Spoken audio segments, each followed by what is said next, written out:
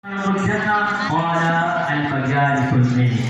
Alam nyo ba na ngayong oras sa lugar na ito, tayo ay orderante na tayo ay kasama dun sa sinabi ng Propeta Muhammad sallallahu alaihi wasallam. Ano ba yung sinabi ng Propeta Muhammad sallallahu alaihi wasallam?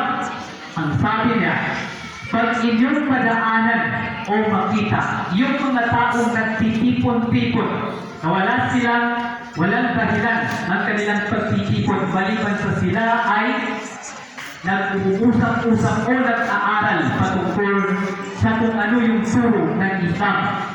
Ang lugar na yun o ang oras na yun ay nasa lugar sila ng paraiso.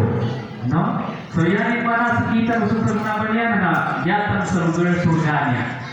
Laman na surga.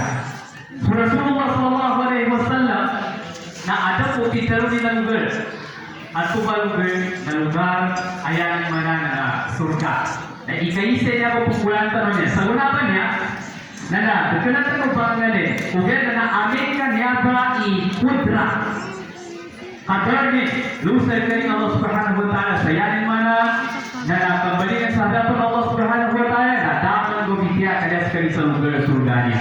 Ikadua ni Nabi Rasulullah na nampas sa Madinah, Makkah, pagtinapos sa Riyadul Jannah.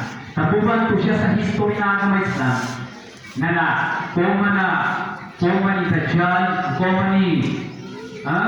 Dajjal siya sa kanuingin na nampas sa Madinah ba na binibigyan ng gadapuan. Lamo na dali pa siya sa dunya. Hintay na dunya niya na nagkumani niya.